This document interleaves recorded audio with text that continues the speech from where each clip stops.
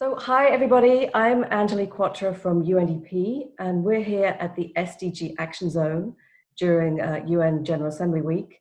I'm here with Connie Britton, who is four-time Emmy and Golden Globe nominated actor and a UNDP Goodwill ambassador. Welcome to the SDG Action Zone. Thank you for being part of this conversation about women and how they're really bearing the brunt of this pandemic. And it's such an important conversation. We know that COVID is exacerbating inequalities in so many ways here in the US, where we are, all around the world, and having such a devastating impact on people. But, I'm finding it hard enough coping with working from home with a nearly 3-year-old. It's been pretty crazy. We've been potty training. So in fact, if we get through this without him running in, talking about poop, we'll be lucky.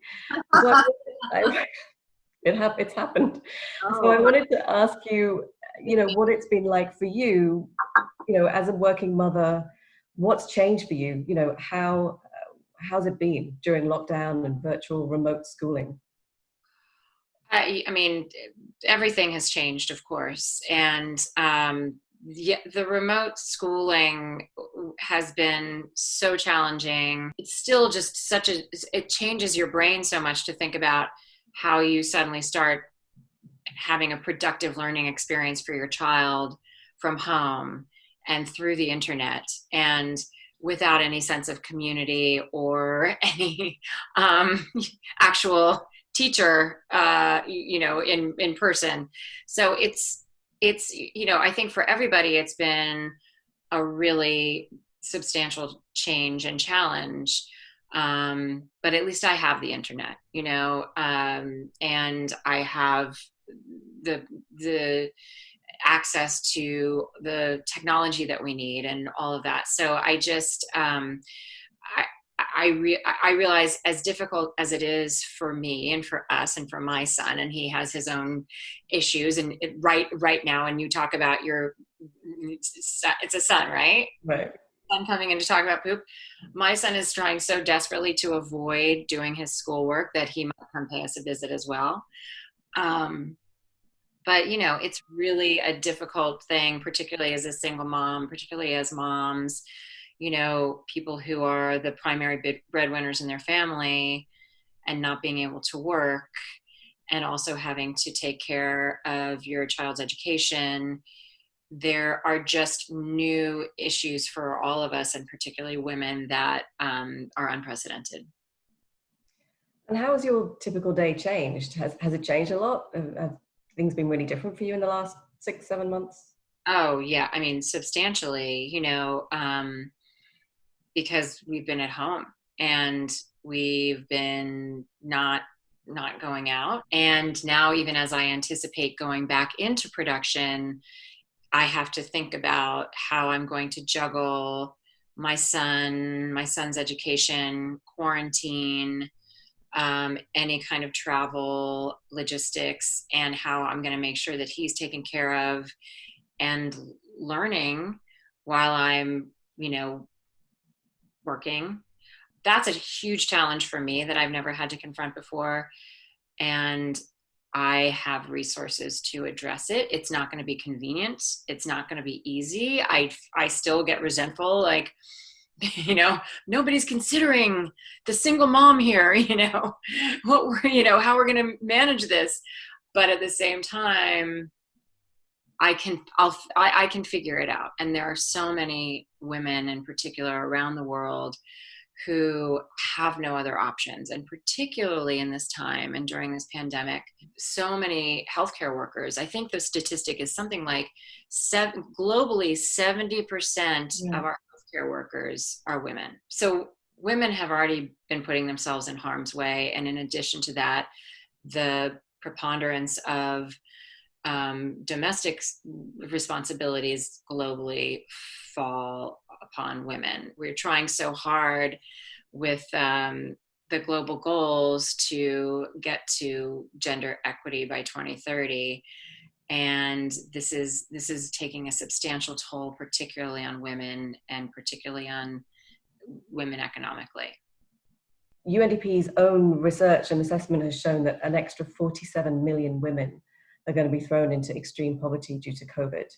which is a really terrible fact, especially as it's going to reverse all that good progress that we've made in the past few years on reducing poverty. And I think that's an actual reversal of all the gains that have been made in the last few years, all the good work that's been done, which is just so awful to think about. Yeah.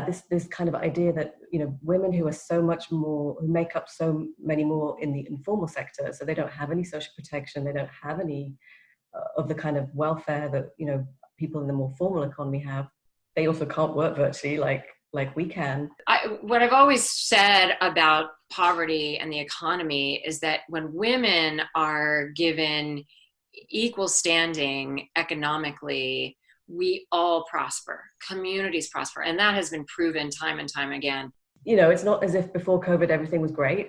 It was, even though we'd made good progress on poverty and taking women out of poverty, things were still tough. And I want to talk about some research that UNDP put out in February, just before COVID hit, which is pretty startling. It's about people's beliefs and their prejudices around gender.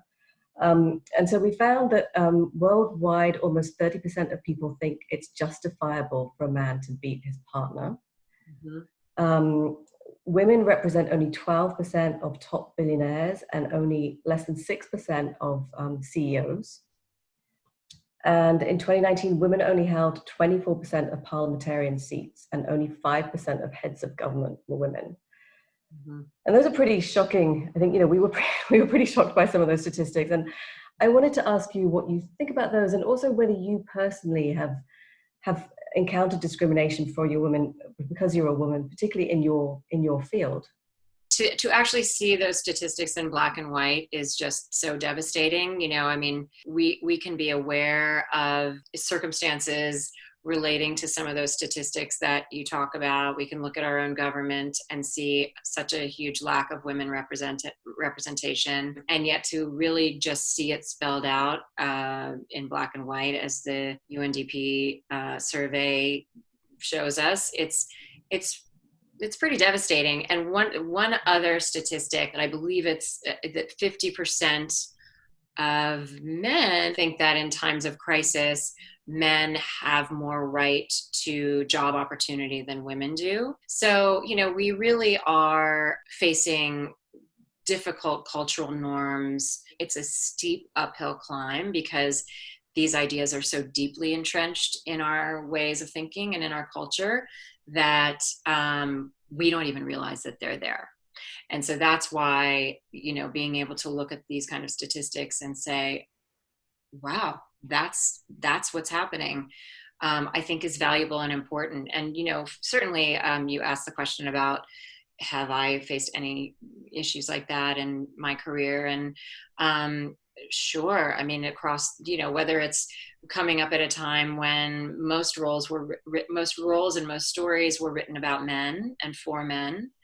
And I think we are starting to see some change there, but it's been a very slow process. Most directors are men, most writers have been men historically and traditionally. One of the biggest issues, of course, is inequity in terms of pay. And that is still extremely prevalent and problematic in my business and in every business, in terms of women getting paid the same as their male counterparts.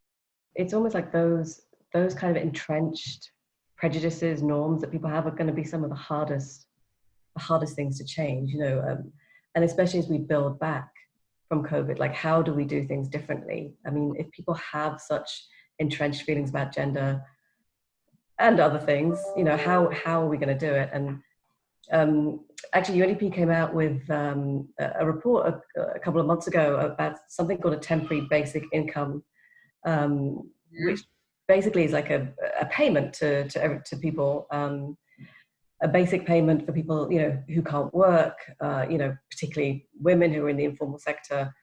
And also, actually, at the time, cases were surging in COVID. They still are actually around the world, and so this would just be a good way of keeping people at home.